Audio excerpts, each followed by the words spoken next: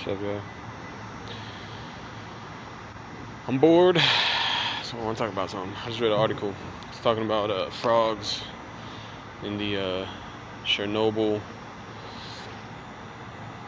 radiation exclusion zone, and it said that it is sampled on all the frogs in the area, and it turns out that there are higher populations of dark-colored frogs in the areas not that currently have the highest levels of radiation, but that had the highest levels of radiation immediately after the Chernobyl incident.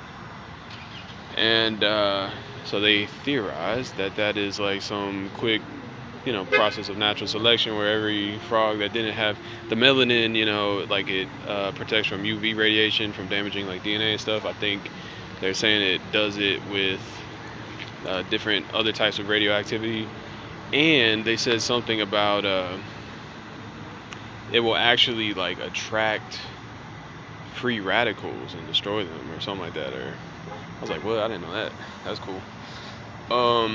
So yeah, they say it was like a quick, rapid process of natural selection, where like all the frogs that didn't have enough melanin and probably got some bad mutations going on, and probably didn't make it, which probably made it easier for the ones that did have, enough melanin to protect from radiation or whatnot, to survive, thrive, reproduce, right? So anyway, that just has me thinking about a lot of things. I mean, I like thinking about evolution. Really, one of my main curiosities is the process of meiosis and creating gametes, especially in the guys, because the woman, or the females, are born with all of the eggs they're ever going to have their whole life. So like the meiosis process already occurred, as they were being formed as an embryo, right? But the guys constantly produce, male gametes. And they produce a lot of them. They produce like millions and millions and millions per hour, like a lot. I'm wondering if this process, the process of the guys, because here's another interesting part. And this is all like kind of speculation theory, but females traditionally, I think, have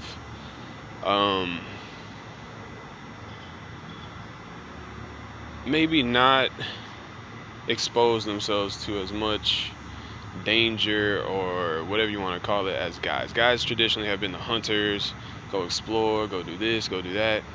And when they're exposed to that stuff, maybe there's like some biofeedback that happens in their system that kind of tells them like what their gametes need to come out as. So when they increase the dude, I'm not even trying to talk to you right now. How you doing? I'm good. So sorry to interrupt, but it's already past 10. So I'm about to go inside. I'm just doing something real quick. Hanging around here, Okay, well I'm just doing something real quick. I'm sorry. I'll go. I'm about to go back inside. Yes, okay. Okay. Please, okay. I got you. I'm not doing anything stupid. Okay. Fucking people. Should use your common sense here. She's like the 5th security guard. They switch out every week or what? Talking about there's a 10 o'clock curfew. Does it look like I'm doing anything stupid? Or like you think I'm breaking in cars? What do you think? Like, use your sense. Go tell people that look like they're actually doing something dumb. Look, now she's telling some people that sit minding their fucking business. Damn. Rules are for the people that need to be put back in line, not for fucking people that are already good. God damn, people are so dumb with shit like that. Boy, I can't. There's some people sitting there. Some people that live here for like fucking 10 years. And you're actually going inside. You're fucking dumb. That's on y'all. I don't follow stupid rules. Sorry. Never going to. Never did, never going to. I don't give a fuck. Anyway, back to what I was saying. Yeah, I think there might be like some biofeedback mechanism with the creation of gametes, especially for males, because males are exposed to a lot of stuff. They're usually out and about more. and it's almost like they're built for that. They're kind of more sturdy physically, usually. There's a, what they call it, sexual dimorphism or whatever. So yeah, I'm wondering if there's a process there where there's like biofeedback that kind of, in the process of creating gametes, kind of encodes certain adaptations maybe to be passed on to the next generation. Just a theory, hypothesis, whatever you want to call it.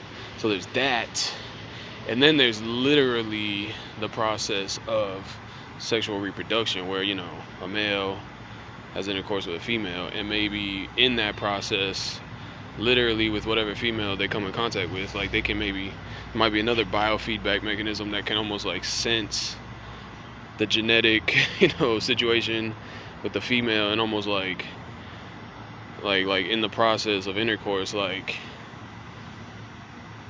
I don't know, maybe put forth the best gametes, I don't know, maybe it's like some rearranging going on, in the situation that, when the guy actually shares his genetic material, the male shares their genetic material, it might be, the right genetic material for that specific female with their genetic situation to create the best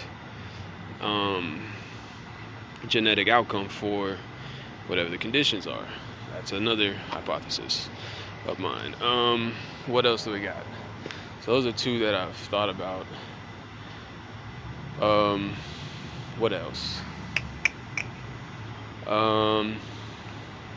There could just be straight up like biofeedback type stuff that really, I've called it like specific stressor type mutations. Like if there's a situation where it's like, I don't know, production of something is like required more and more, like melanin, for instance, because like, like a lot of light-skinned people, they go out in the sun triggers, it's a what do they call that, epigenetic gene expression. So it's like basically triggered, but if it's triggered enough, maybe it causes like a permanent mutation, or again biofeedback into the creation of gametes, that just base level produces more melanin. You see what I'm saying? That's another hypothesis, I guess.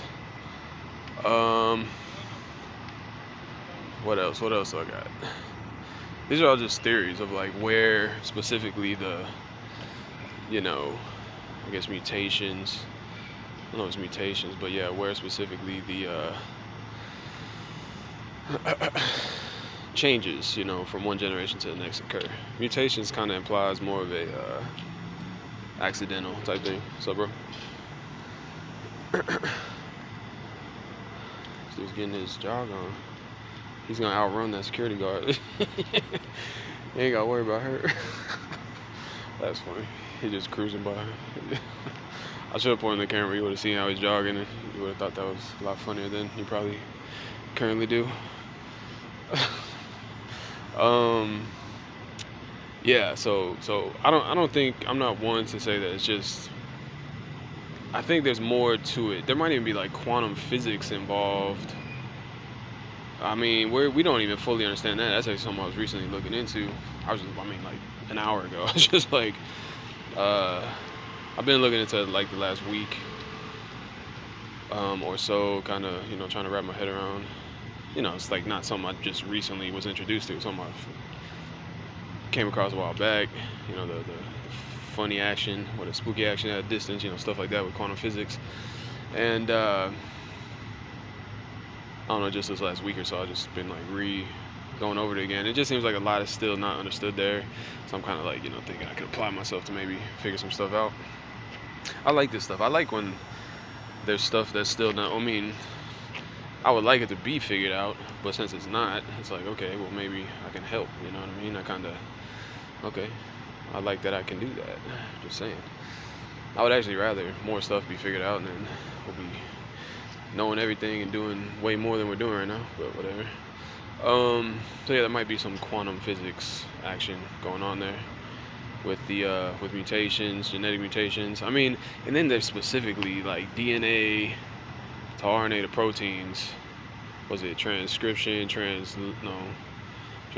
transcription, whatever, DNA, RNA, proteins.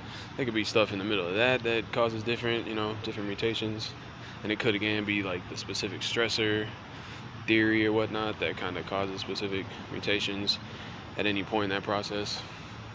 I'm just thinking like if something's triggered and it's like necessary more and more, I mean this is like one version of like the whole stressor idea, then it's gonna be doing it over and over, and there's gonna be more of a likelihood that with the repeated process of triggering gene expression that something will not translate right, maybe, you know what I mean, and come out a little bit different. I don't know. I think with the DNA, if I'm not mistaken, it unravels, it's read by RNA or whatever. Is it ribosomes? I don't know. I know it unravels, it's read, and it's turned into RNA. RNA goes into creation of amino acid chains, proteins. But yeah, it seems like unraveling DNA and wrapping it back up, something could happen. Turn into RNA. There's just places that things can happen, and maybe the specific stressor, repeated unraveling, reading, translating, all that good stuff is maybe gonna increase the likelihood of specific stuff to happen, specific stressors to cause specific mutations that lead to specific different genetic mutations, gene expressions that are beneficial. So it's like epigenetics almost morphs into like permanent change in the genetic code that boom, you'll see it across the entire population. It could be immediate. It could be like immediate boom, like this shit's like constantly needed in this environment, permanent change to that individual, and then again with the creation of gametes passes on the new genetic sequence or whatnot. Just saying, there seems to be a lot of different places where these type of changes can occur. But yeah, with the quantum stuff, that's interesting. It's because it's very, there's a lot going on with the quantum stuff that I really don't think understand. But I'll be honest, like as far as I can tell, there's a link between consciousness, conscious energy, our energy fields, like our like, I guess, electromagnetic fields, that might have something to do with like it maybe can regulate these transcription, translation, all those processes in a certain way that creates a different outcome, can kind of maybe I'm thinking in this sense like conscious energy might kind of regulate and even play a part in creating a different outcome with all those different steps of turning genetic code into proteins and whatever. So not only might there be like the specific stressor situation, but it could be also like consciously, like we know that epigenetic changes can occur by self-stimulation. Like we can like simulate conditions and give our like create biofeedback in our own system to create epigenetic changes, to create specific gene expression. So I mean the same thing, like situation calls for it and we know it, and we have like control of our own processes to some degree, or just our systems. We regulate our own systems with our own energy, conscious energy, consciousness, and we might be able to regulate different gene expression in different conditions. Just saying, that's another theory for different outcomes. Anyway, those are just some, it's not hard to like consider this. It's just like there's all these like very there's a lot of like somewhat fragile processes going on all the time, and so different places along the way, it could be random, but at the same time it could be, like I said, conscious energy governing these changes. It could be specific stressors, Um,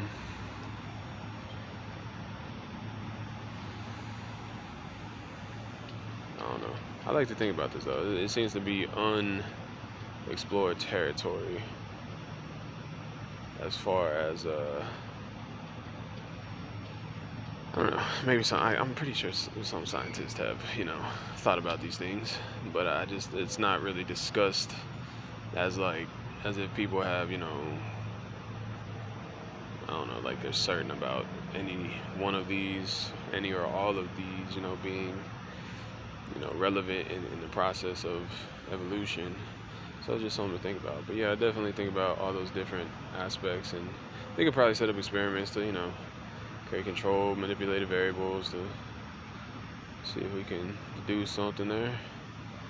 But yeah, I definitely think there's something going on with the quantum physics, man. Like conscious energy. Like this is the stuff that mystics have been talking about since like ancient Egypt and stuff. And conscious energy being a governing force. I'm into that type of stuff, like a governing force in the universe. So not only would it be it's like law of attraction type stuff like externally, but it's like also your own bio feedback situation. So yeah, I just think there's a lot to consider there, and any specific one of those might be more or less responsible for different genetic outcomes in individuals and populations, like I said, through reproduction, everything. And it might be something to look at, in case we want to intentionally create different outcomes. We can just do a little bit of this right here, a little bit of synthetic mutation going on right in the middle of this process, whichever process we figure out, it might be all of them. You might be able to go in right here. You might have like a higher efficiency going into like meiosis or something, just figure out where and you might be able to anticipate different changes that might occur too with whatever conditions there are, whatever species, however they're affected, the most easily. And yeah, we could probably go in there and create intentional outcomes, and it's like biohacking 101, whatever you want to call it. I just think that's cool. But we're already at a point we got GMO plants, animals. We're gonna have GMO humans if we already don't. There's gonna be biohacking embryos and taking out, deleting known genetic markers for like certain negative genetic qualities, and probably be creating like custom babies pretty soon. Just saying. Got that CRISPR. I got this for that too. Helping figure out the genetic code with artificial intelligence, and then creating a feedback. Like I want to create like full length custom DNA. And maybe don't have to do that initially, but eventually that'd be awesome. But basically, inserting different code with like whatever we get artificial intelligence to figure out, grow it, see what actually comes out, put that back into a database with all the traits and everything with the genetic code that produce those traits, and just kind of refine that process. And then eventually, if we get the code good enough, I was thinking get like quantum computers, kind of just tell it what you want, and the quantum computer's good at like trying a whole bunch of different possibilities. So like, so if you put in like specifically what type of outcome you want, what traits you want expressed, there's a lot of genetic material to go through to figure out what'll work for that. So quantum computer would be good for that. Trying all the different pairs or whatnot. And then we might be at some point where we can create literal like,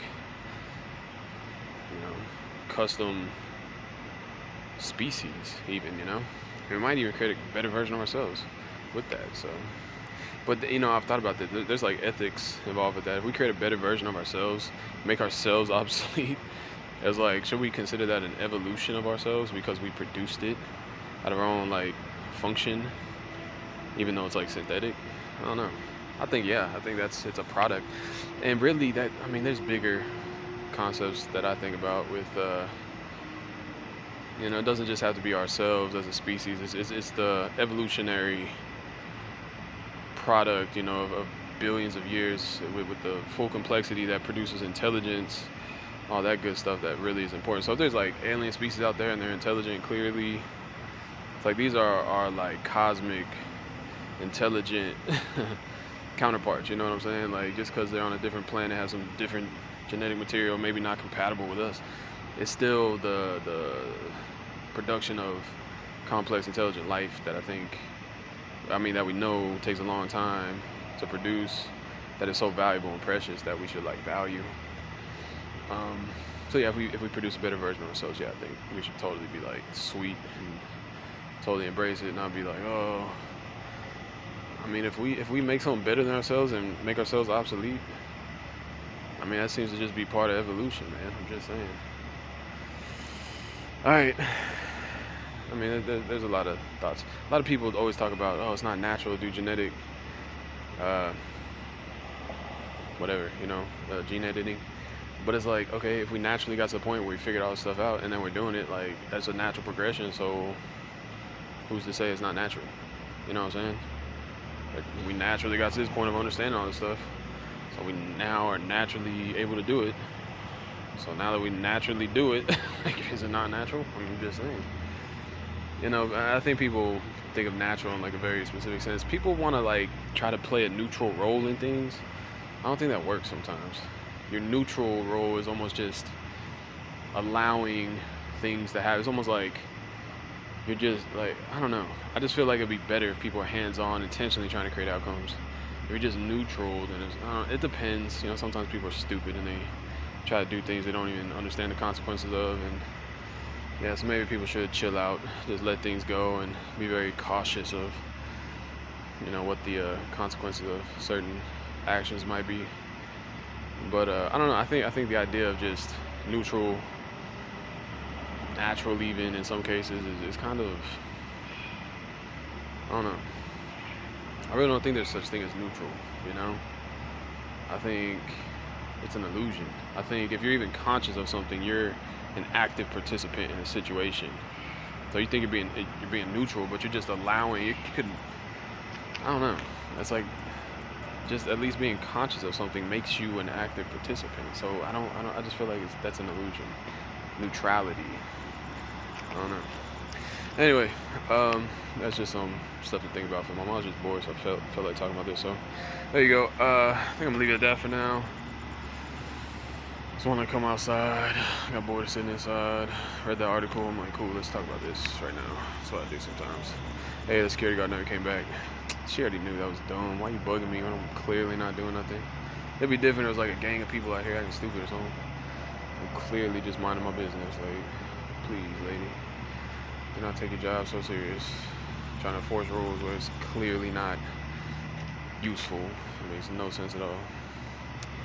Anyway, that's all I got to say for now. Leave this video at that. I'll talk to you later. God bless you. Thank you for watching.